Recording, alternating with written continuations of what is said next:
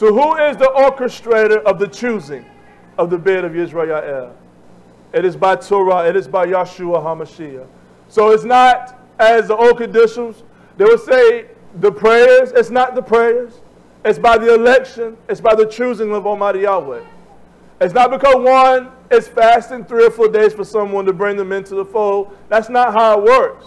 We have been taught wrong. We have been lied to, YAHWEH. It's by the truth and the order of Almighty Yahweh.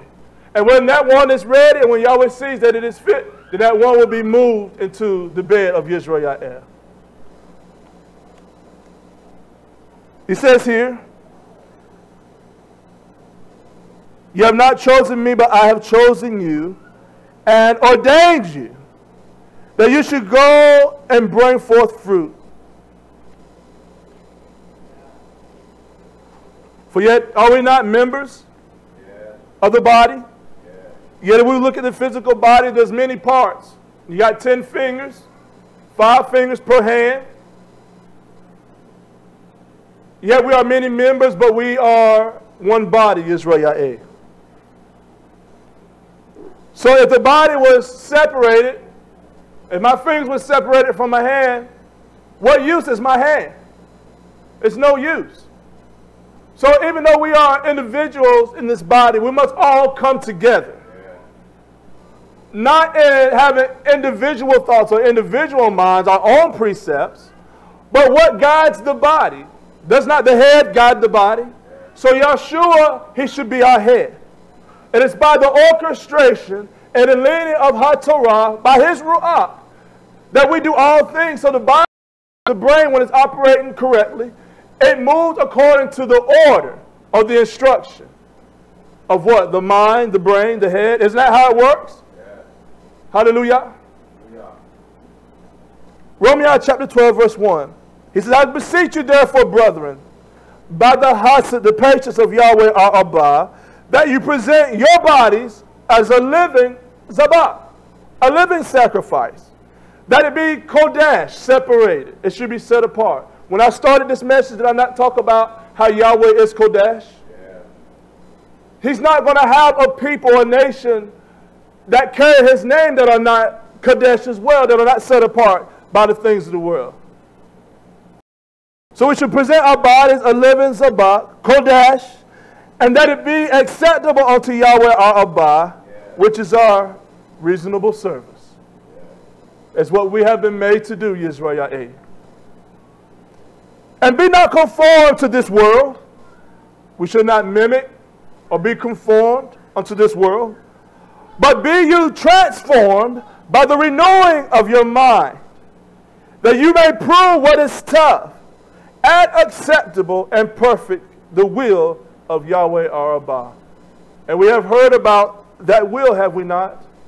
To ahava one another, to walk in his Torah. For I say, through the hesed and patience given unto me, to every man that is among you, think not of himself more highly than he ought to think, but think soberly. There has to be soberness amongst the bed, soberness amongst our leaders, soberness amongst the Zawkane, according to as Yahweh have dealt to every man that measure of emunah, and Yahshua HaMashiach. And everyone members one of another. How can we be members one of another if we're separated so far apart? And that's not just physically. It's also in our thinking. Our thinking and our desire and our aspirations, what we should be, what we desire, what we press to be. It shouldn't be far off from one another. We should all have the same desire. We should all have the same. The branches joined to the vine, YAHWEH. And if we are not joined to Yahshua, we do not have the ahava, then we will wither away. We will wither off. Verse 6. Whether prophecy, let us prophesy, according to the portion of emunah, or in this Zabak, as we bring the Torah of Yahweh to life. He says to let us wait upon our office, or he that teacheth on teaching, or he that exhorteth on exhortation. He that giveth, let him do it with simplicity. He that ruleth with diligence. He that soweth a hasset with cheerfulness. Verse 9. He said, let Ahava be without dissimulation. Abhor those things that are evil, and cleave to those things that are tough. He says to be kindly affectionate one to another with brotherly love. Is it not a beautiful thing when the brethren, when we are in unity together? Torah says it's like the excellent oil that runs down from the head of a Haran. So as I ascribe unto us, should not our garments, our hearts, should it not be always pure one to another? And should not this same oil of this fellowship run down for our forehead, YAHWEH? It's a beautiful thing when our king come together in fellowship. Hallelujah. And it should be the same with the whole king. He says, in honor, what? Preferring one another. We must prefer one another. He said we shall owe no man anything. YAHWEH chapter 13 verse 8.